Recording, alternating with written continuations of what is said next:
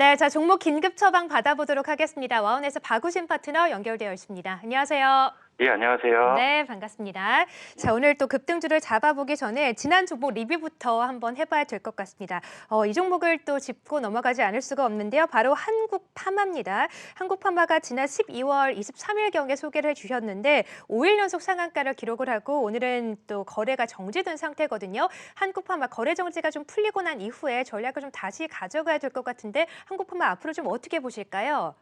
예, 네, 사실 이렇게 급등을 할 거라고 제가 추천을 한 거는 당연히 아니고, 네, 기본적으로 이제 인도에서 진행을 하고 있던 이제 경희대 산학협력단과 같이 진행을 하고 있던 그 코로나 치료제 관련돼서 이 부분에 대한 성과 얘기들이 나오면서 그러한 주가의 강한 시세를 좀 이끌었는데, 혹시나 아직도 이제 들고 계신 분들이라면 요 포인트만 좀 말씀을 드리고자 합니다. 어찌됐든 간에 지금은 정상적인 가치로 올라갔다라고 보긴 좀 어려워요. 어찌됐든 어떤 이벤트의 성격을 그러한 모멘텀을 받고 주가가 오른 거기 때문에 한 흐름만 좀 말씀을 드리자면 최근에 보면 거래가 한번 정지가 되고 그 다음 날이 고점이 형성되는 종목들이 굉장히 많았습니다. 가장 최근에 박셀바이오라는 종목도 사실 마찬가지 개념이었는데 그렇다면 한국파마가 지금 거래가 오늘은 정지돼 있지만 이제 내일 거래가 풀리겠죠. 내일 차익 실현하는 게 저는 맞아 보입니다. 그래서 혹시나 아직도 들고 계신 분들이라면 일단 내일 차익 실현 쪽으로 말씀을 드려야 될 것 같습니다. 네, 자 한국파마 이제 내일 거래가 풀리게 되면은 거래가 풀리고 나서 이제 차익 실현에 좀 나서는 게 좋겠다라고 전략을 말씀해 주셨네요. 자 그리고 저희가 또 다시 한번 점검을 해볼 만한 종목들이 많은데 우신 시스템과 DI도 목표가를 돌파했거든요. 이들 종목은 어떻게 가져갈까요? 예, 일단 네. 우신 시스템 같은 경우는 사실 이제 저랑 이름이 똑같아가지고 사실은 제가 되게 말씀드리기가 조금 애매했던 종목인데 일단은 워낙 회사가 좋아 보이다 보니까 좀 말씀을 드렸었고 사실 애초에 제시를 했던 그 목표가에는 이미 도달을 했습니다. 이거 목표가를 이미 넘어서 있는 상황인데요. 일단 이 회사는 이렇게 보시면 될 것 같아요. 기본적으로 이 회사를 주봉이나 월봉 단위로 끊어 보시게 되면 이 회사가 2017년, 18년에 주가가 굉장히 좋았다가 그 이후에 주가가 한번 급락을 하는 과정이 있었는데 이 당시에 이제 어떤 일이 있었냐면 그 우신 시스템이 자회사로 갖고 있는 우신 세이프티에서 안전벨트를 주로 이제 GM에 납품을 하게 되는데 그 당시에 이제 그 공장을 늘리는 과정들이 있었고 그 기대감으로 주가가 많이 상승을 했다면 이게 이제 계속 딜레이가 되면서 오히려 비용만 반영이 되는 그러면서 실적이 안 좋아지는 역사이클을 좀 탔었거든요. 하지만 이제 이러한 부분들이 3분기 실적이 터닝이 되면서 긍정적으로 향후에 돌아설 가능성이 굉장히 높아 보입니다. 그러한 관점에서는 주가 자체는 저점에 대한 메리트가 확실히 좀 있어 보여요. 그래서 일단 기본적으로 이 종목은 이미 목표가를 도달을 했기 때문에 수익을 내신 분들은 축하를 드리겠지만 혹시나 조금 더 보고 싶으신 분들이라면 한 5천 원 라인대까지도 한번 노려볼 수 있을 만한 종목이 될 것 같습니다. 네, 자 우신 시스템 또 이름이 같아서 더욱더 애착이 가시는 것 같아요. 일단 5천 원까지 좀 더 끌고 가보자라고 하셨고 DI도 함께 점검해 주셔야죠. 예, 일단 네. DI 같은 경우는 이제 제가 6천 원을 아마 목표가를 제시를 했을 텐데 이틀 전에 6,090원 고점을 찍으면서 사실 이제 목표가에 도달이 됐었죠. 이 회사는 이제 결국 이렇게 보시면 될 것 같아요. 지금 최근에 금일 시장도 마찬가지지만 그 반도체 섹터에 대한 관심들이 굉장히 뜨겁잖아요. 그래서 이제 그러한 부분에서 가치 실적이 올라올 수 있는 종목들이 굉장히 많은데 DI라는 종목도 마찬가지 개념으로 좀 접근이 가능할 것 같아요. 그런데 그러한 과정에서 그러한 실적이 좋아지는 흐름 속에서 사실 주가의 퍼포먼스 자체는 다른 이제 동종 업종 대비해서는 조금 쌌던 이제 밸류에이션 매력이 있었던 자리였거든요. 그래서 거기에 따른 움직임이 좀 나타난 게 아닌가라는 판단을 하고 있고요. 여전히 추세는 좀 유효할 것 같습니다. 그래서 혹시나 아직도 못 파신 분들이라면 혹시나 한 6천 원대 정도는 일단 한번 이익 실현해 볼 수 있는 가격대로 삼아보고 지켜보셔도 되지 않을까 이렇게 말씀드리겠습니다. 네, 자 DI까지 지난 종목들 리뷰 함께 들어봤습니다. 종목들 수익률이 상당히 좋은데 오늘 소개해 주실 종목도 기대가 됩니다. 오늘은 어떤 종목을 좀 잡아보셨을까요? 예, 일단 네. 오늘은 IT 종목 두 종목을 좀 말씀을 드리려고 하는데 일단 CNG 하이테크라는 종목을 좀 말씀을 드리고자 하고요. 이 회사가 좀 생소하신 분들도 있을 거고요. 잘 알고 계신 분들도 있을 겁니다. 일단 반도체 CCSS 제조 업체입니다. 이게 요 CCSS를 잘 모르시는 분들이 좀 있을 텐데 이제 센트럴 케미컬 서플라이 시스템이라고 해서요. 쉽게 생각하시면 기존의 업체들 중에 한양 ENG라든지 오션 브릿지라든지 STI 요런 회사들이 이제 그 영위하고 있는 산업군이라고 보시면 될 것 같아요. 그래서 기본적으로 이 회사도 이제 마찬가지인 게 반도체 업황이 좋아지게 되면 가치 실적이 좋아질 수 있는 대표적인 그러한 그 수익 구조를 띠고 있거든요. 그래서 그러한 부분들에 대한 기대감을 기본적으로 받고 있는 업체로 보시면 될 것 같고요. 거기에 대해서 이제 이 회사가 이제 방열기판이라든지 탄산수소 나트륨 관련된 국산화를 진행을 하고 있습니다. 이쪽에 이제 신규 사업 개념으로 보시면 될 것 같고요. 그러한 신규 사업 같은 경우는 이제 올해부터 어떤 숫자로 어느 정도는 가만히 될 가능성이 굉장히 높다. 그렇다면 이제 플러스 알파의 그러한 효과도 한번 누려볼 수가 있을 것 같고요.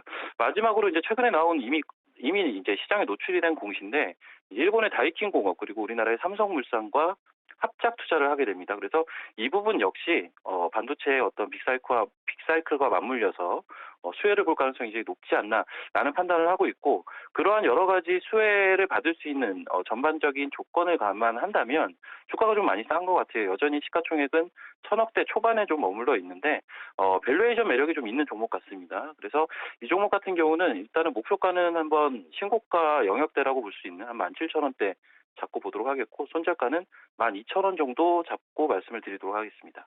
네, 자, 첫 번째 CNG 하이테크 함께 소개해 주셨고요. 다른 종목도 하나 더 들어볼까요? 예, 그리고 네. 이제 말씀을 드릴 종목은 사실 아직은 시장에서 좀 크게 부각은 안 되고 있는 것 같아요. 그런데 이 부분을 한번 생각을 해보셨으면 좋겠는 게 EMI 필터 쪽에 대한 관심이 좀 있거든요.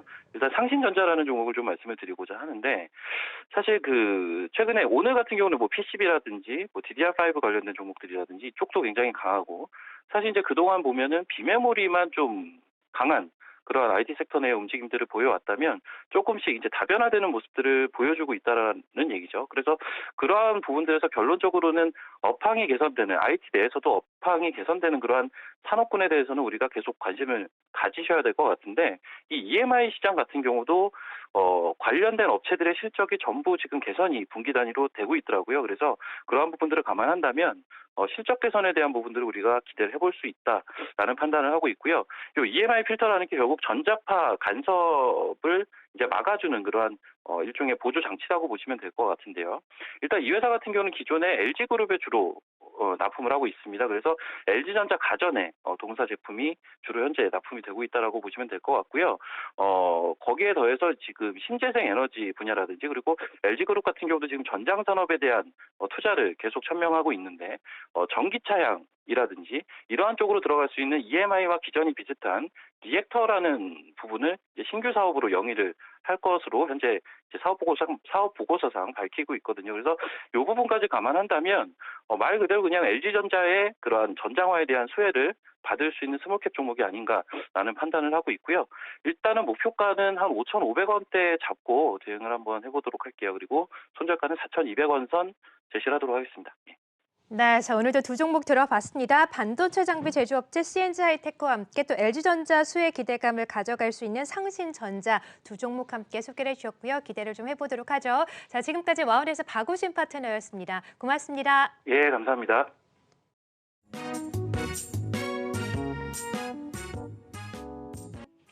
네, 자, 하창봉 대표의 내일장 유망주 앞서서 이제 2차 전지 장비 쪽에서 좀 골라 오셨다고 하셨는데 네. 어떤 종목을 또 이 중에서 픽하셨을까요? 네, 뭐 네. 많은 기관들이 지금 좀 사고 있는데 제가 보니까 이노메트리라는 기업이 좀 많이 덜 오른 것 같습니다. 다른 생각에 비해서는. 근데 이노메트리는 그럼 뭐 하는 기업인지 좀 설명이 필요할 것 같은데 이 회사는 2차 전지 엑스레이 검사 장비 회사입니다. 엑스레이 검사 장비. 그러면 이제 두 가지 포인트를 잡는데 엑스레이를 이용해서 2차 전지 배터리 셀을 잘 만들었는지 못 만드는지를 검사하는 회사입니다. 근데 이게 왜 중요하냐면 주요 고객사는 당연히 배터리를 만드는 고객사들은 전부 다 고객 거래처입니다. LG, 뭐 SDI, 뭐 중국의 BYD까지 다 마찬가지가 되는 거고, 그러니까 거래처는 SK 이노베이션까지 상당히 다양합니다. 그러니까 국내 2차 전지 제조사들은 뭐 이 회사만 그런 게 아니라 원래 장비 회사들은 대부분 한 군데 납품하지 않고 이제 다양하게 납품을 합니다. 그거는 포인트 잡으시면 좋을 것 같고, 우리가 이제 예전 스마트폰 시대에는 배터리 부푸는 현상, 배가 부른다 그러죠. 지금은 좀 그런 게 덜합니다만 예전 2G폰이나 3G폰 볼 때는 스마트폰 좀 오래 사용하게 되면 배가 불러가지고 배터리 팩이 폭발하기도 했지 않습니까? 근데 이제 여기서 가장 포인트는 뭐냐 하면은 전기차 배터리가 계속 이 성능이 좋아지고 개수를 많이 붙입니다. 테슬라의 전기차 배터리는 원통형을 수백 개를 붙인 거거든요. 다이너마이트처럼. 그럼 뭐가 문제냐면 이 배터리 셀을 한 손바닥만 하잖아요. 크기 크지 않습니다. 생각보다. 이거를 하나하나 붙이다가 만약에 하나의 결함이 생기게 나면 전기차가 그렇다 그래요. 배터리 팩 하나가 불량이면은 전체를 갈아야 된다 그럽니다.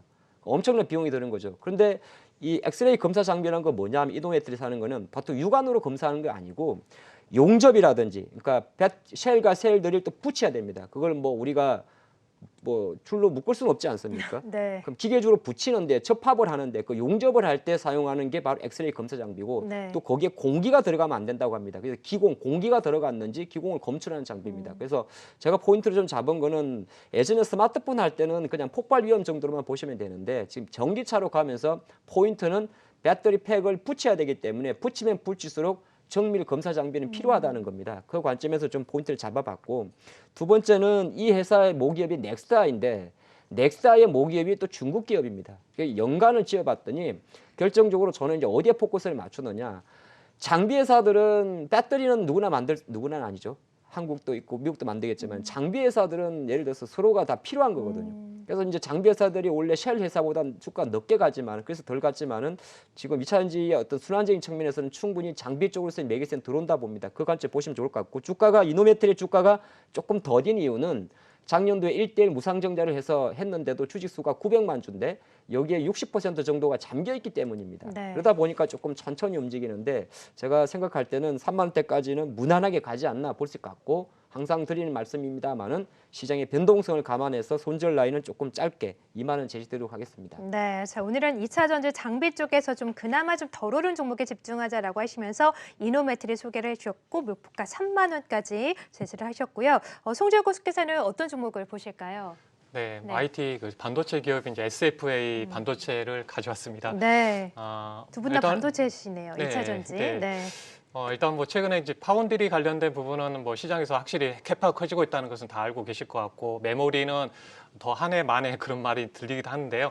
SF 반도체는 이제 삼성전자의 후공정 기업이고 특히 그 D램 그 서버용 D램에서는 유일하게 지금 후공정을 담당하고 있는 회사입니다. 그래서 12월부터 미국의 그 서버 회사들 판 기업들이 이제 서버에 대한 투자가 다시 재고가 이제 소진되면서 투자가 이루어지고 있는 상황이기 때문에 이 부분은 이제 올해 좀 실적으로 견인될 것으로 보이고요.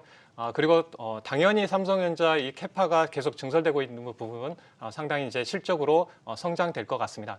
이 회사 같은 이제 필리핀 쪽에 이제 공장을 주로 이제 중점을 두고 있는데 이 회사가 더 중점을 보는 부분은 이제 비메모리 쪽 증설에 따라서 거기에 맞춰서 지금 증설을 하고 있는 상황이기 때문에 앞으로 물량이 계속 확대될 걸로 보입니다. 그래서 지금 어떻게 보면 6,100원까지 주가 한번 올라갔다가 지금 이번 최근에 이제 삼성전자 밀리면서 밀렸었거든요. 근데 이런 기간에 또 매수할 수 있는 기회를 준 것 같습니다. 그래서 목표가는 일단 6,500원 정도 보시면서 대응하셨으면 좋겠고요. 네. 손절가는 지금 추세 하단에 있는 6,300원을 대응하시면서 대응하시면 좋을 것 같습니다. 네, 자 송지효 고수께서는 오늘 SFA 반도체를 주셨는데 목표가 6,500원까지 주셨습니다. 그러니까 두 분의 전략과 또 유망주를 종합을 해봤을 때 2차 전지 반도체 또 자동차 이런 주요 섹터, 주도주 섹터는 그대로 가져가는데 그 안에서 좀 소분화를 시켜서 또 코스닥 중소형주에 집중을 하자 이런 말씀이신 것 같은데 최근에 시장에 좀 변동성이 있다 보니까 뭐 내수주 이런 종목들도 잠깐 좀 튀면서 시장에 관심을 받기도 했잖아요. 의료라던가 뭐 화장품, 여행, 항공 이런 종목들 포스트 코로나 종목도 좀 눈에 띄었는데 이런 종목들은 어떻게 보고 계세요?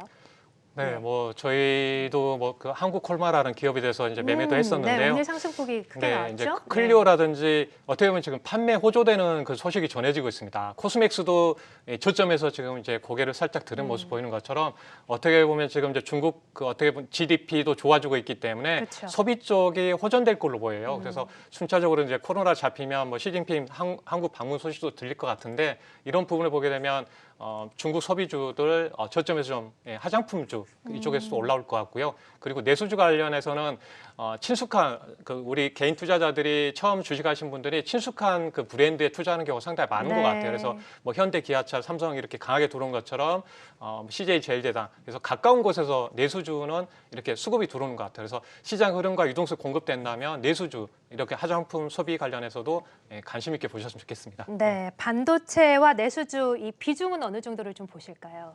네, 네, 그래도 뭐 반도체에 좀 집중을 하고 네. 네, 반도체 쪽은 좀 네. 집중을 좀 하실 필요가 있을 것 같습니다. 네. 왜냐하면 2차 전지 올라가는 흐름을 봤을 때는 상당히 추세 한번 타면 지금 유동성이 힘이 강해가지고 정고점이라서 꺾이지 않고 정고점을 돌파하고 가고 있기 때문에 그 부분에 본다면 네, 이제 반도체 비중 그 이외에 본다면 내수주를 이렇게 조금씩 모아가는 전략 보시면 좋을 것 같습니다. 네, 알겠습니다. 반도체는 일단 중점으로 두시되 내수주 측면에서도 또 경기 회복 기대감으로 조금씩 모아가는 전략도 좋을 것 같다라고 하셨습니다. 자, 오늘도 두 분과 마감 전략 함께 세워봤고요. 하창봉 고수 그리고 송재우 고수와는 여기서 인사드리겠습니다. 고맙습니다.